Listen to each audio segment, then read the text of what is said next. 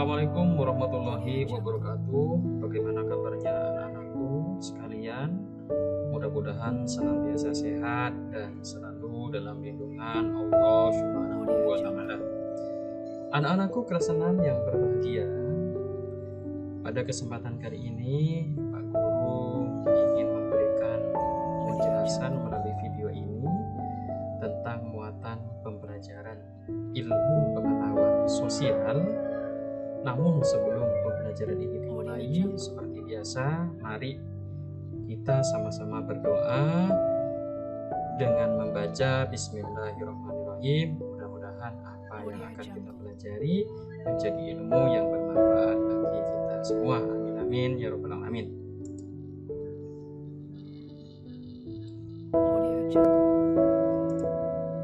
Anak-anakku kelas 6 yang berbahagia, adapun tujuan pembelajaran hari ini yaitu siswa mampu membandingkan alat transportasi air dan udara serta darat sebelum dan sesudah modernisasi.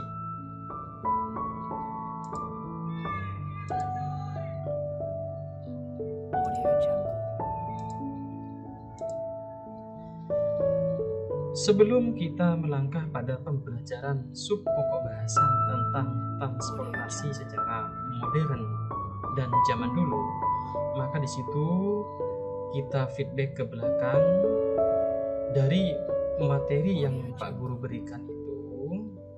Tentunya anak-anak sudah mengerti tentang modernisasi. Namun kali ini Pak Guru tetap ingin memberikan penjelasan lagi terkait dari modernisasi itu seperti apa dan dampaknya seperti apa. Anak-anakku, sesuai dengan apa yang Pak Guru sampaikan pada video sebelumnya, bahwa modernisasi itu adalah proses transformasi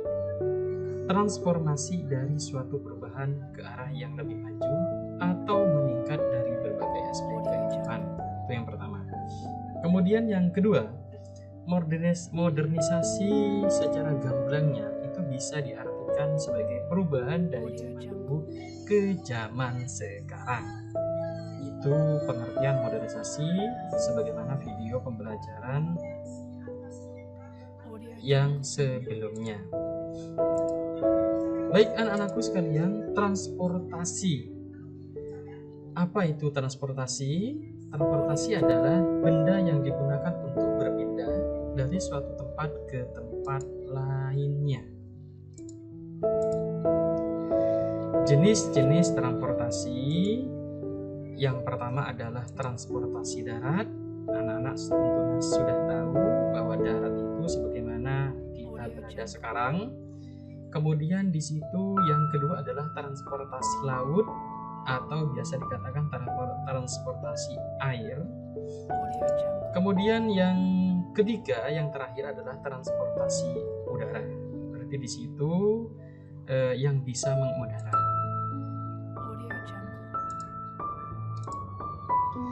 Modernisasi transportasi darat.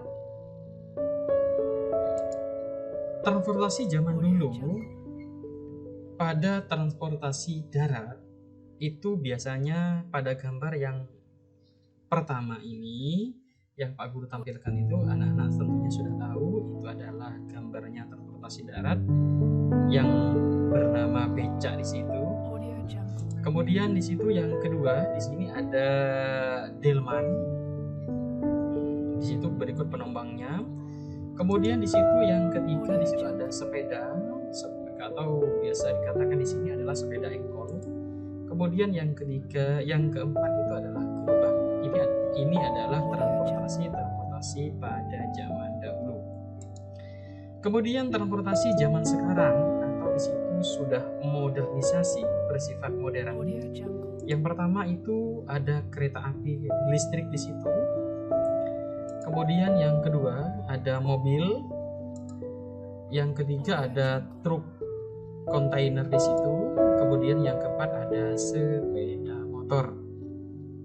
Tentunya anak-anak sudah bisa membedakan transportasi darat pada zaman dahulu, kemudian transportasi darat pada zaman sekarang seperti yang Pak Guru tampilkan pada video pelajaran ini. Kemudian modernisasi transportasi laut. Yang pertama adalah transportasi zaman dulu.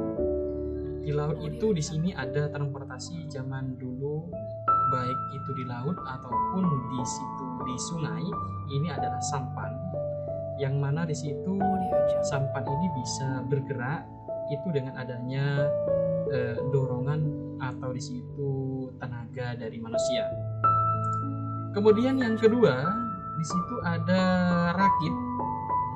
Rakit, orang zaman dulu itu biasanya menggunakan rakit untuk pindah ke suatu tempat ke tempat yang lain melalui jalur air, baik itu sungai ataupun laut. Kemudian yang ketiga di situ ada perahu pinisi atau perahu layar. Ini perahu zaman nenek moyang Indonesia. Ini kalau tidak keliru berasal dari daerah Kalimantan. Kemudian transportasi zaman sekarang, bentuk transformasinya, bentuk perubahannya. Yang pertama di situ adalah ini gambarnya kapal selam. Kemudian yang kedua ini gambarnya kapal boot.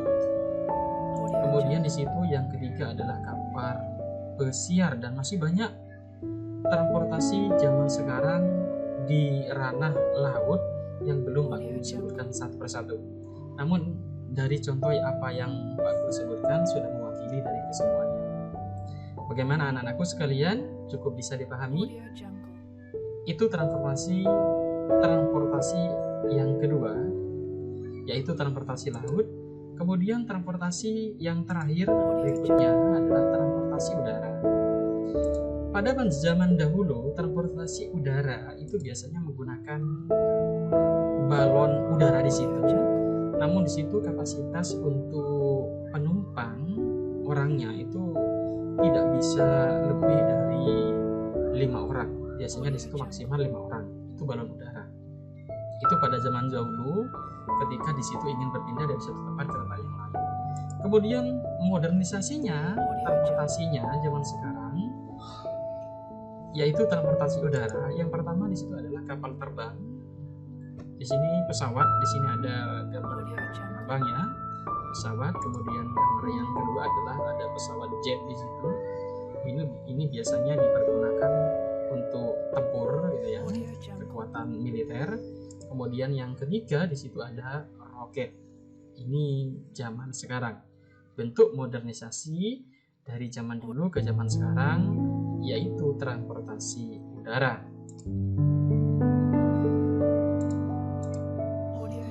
Perbedaan modernisasi transportasi pada zaman dulu dan zaman sekarang. Kalau pada zaman dahulu itu biasanya tenaganya masih menggunakan tenaga manusia, hewan, dan bantuan alam seperti angin. Namun transportasi zaman sekarang itu biasanya menggunakan mesin sebagai tenaga pendorongnya. Jadi sudah tidak menggunakan tenaga manusia lagi, sudah tidak menggunakan tenaga hewan lagi, sudah tidak menggunakan tenaga bantuan alam, salah satunya angin. Bisa dipahami anak-anakku sekalian kelas 6? Dampak modernisasi transportasi, tidak menutup kemungkinan dampak dari modernisasi transportasi itu ada yang dampaknya baik, kemudian ada yang dampaknya buruk atau tidak baik. Dampak yang baik itu biasanya dikatakan dampak positif. Dampak positifnya seperti apa? Yang pertama adalah dapat menghemat waktu perjalanan. Kemudian yang kedua, distribusi barang menjadi lebih cepat. Kemudian yang ketiga, sarana transportasi lebih mudah ditemukan. Itu dampak modernisasi transportasi. Dampak positifnya. Kemudian dampak negatifnya yang pertama adalah meningkatnya polusi udara. Sudah tidak menutup kemungkinan semakin banyaknya kendaraan, maka di situ dampaknya adalah polusi udara semakin banyak. Itu yang pertama. Kemudian yang kedua, tingginya angka kecelakaan. Banyak orang kebut-kebutan karena di situ sudah tidak mengayuh sepeda lagi, tapi di situ menggunakan tenaga mesin lagi. Sumber dayanya yang digunakan adalah premium atau di situ minyak bumi. Kemudian yang ketiga, semakin meningkatnya tingkat kemacetan. Jadi semakin banyak yang memiliki mobil, yang memiliki sepeda motor, maka di jalannya yaitu semakin dampak kemacetannya itu semakin tinggi.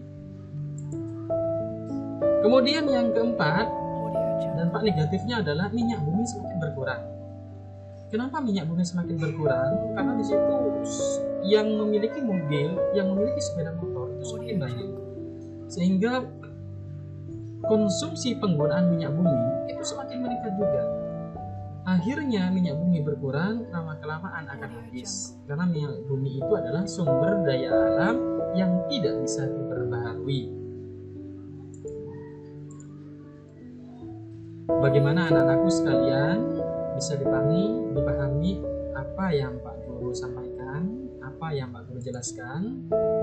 Kalau sudah paham, seperti biasa, tugasnya adalah anak-anak merangkum materi video dan tulis di kertas folio yang baris.